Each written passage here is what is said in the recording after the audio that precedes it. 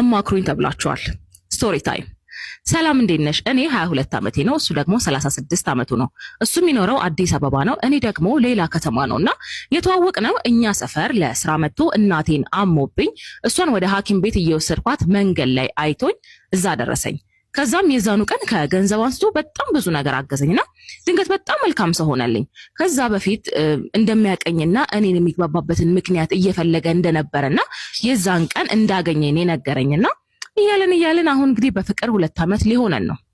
እኔ የደሃ ልጅ የሚባል አይነት ልጅ ነኝ፣ እሱ ደግሞ በጣም ሀብታም ነውና ከሱ ጋር ስተዋወቅ በችግር ምክንያት ትምህርቴን አቁሜ ስራ ተቀጥሬ ስሰራ ነበርና ሁሉንም ነገር በግልጽ ነው የነገርኩትና ሊረዳኝ እንደሚፈልግና ትምህርቴን እንድመዘገብ ቢጠይቀኝም እኔ እምቢ አልኩኝ እና ከዛ የራሴን የግል ስራ ከፈተልኝ። እግዚአብሔር ይመስገን፣ ስራዬም ተባረከ።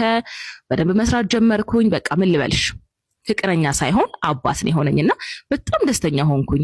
እናቴን ቤተሰቦቼንም ጭምር በቃ በደንብ መርዳት ጀመርኩኝ። ስራዬን ሲያስጀምረኝ በቃ በጣም ብዙ ብር ነው ያወጣውና አይቼ የማላቀውን ዓለም ነው ያሳየኝ። በጣም ጥሩ ሰው ሆነልኝ። የተለያየ ቦታ እየወሰደ ያዝናናኝ ነበረ።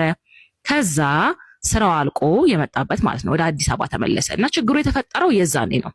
በፊት ሌሊቱን ሙሉ ሲያወራኝ የሚያድረው ሰውዬ ቤት እስኪደርስ እስከ 2 ወይም ደግሞ 3 ሰዓት ብቻ ነው የምናወራውና ለምን አናወራ ምናምን ነገር ስለው ከእናቱና ከእህቱ ልጆች ጋር እንደሚኖር እና ከነሱ ጋር ሆኖ ስልክ ማውራት ከባድ እንደሆነ ነው የሚነግረኝና አስተዋውቀኝ ስለው ከዚህ በፊት የያዛት ፍቅረኛውን ካስተዋወቃቸው በኋላ እንደተለያዩና መለያየታቸውን ደግሞ እነሱ ማለት የሱ ቤተሰቦች እንደማያውቁ ነገረኝ።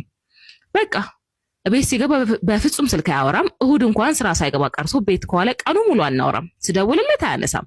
ወይ ማታ ላይ ከወጣ ያወራኛል፣ ካልሆነ ደግሞ ሰኞ ነው የምናወራውና እኔ ደግሞ የሰው ባል እያማገጥኩ ይሆን እንዴ ብዬ ከራሴ ጋር በጣም እየተጣለው ነውና ደጋግሜ ቤት ወስዶ ሊያስተዋውቀኝ ብጠይቀውም እሺ ሊለኝ አልቻለምና ዝም ብዬ እንዳልተው ደግሞ አንደኛ በጣም ወድጄዋለሁ፣ ሁለተኛ ደግሞ ህይወቴን ቀይሮልኛልና ምን ላድርግና እባካችሁን አማክሩኝ።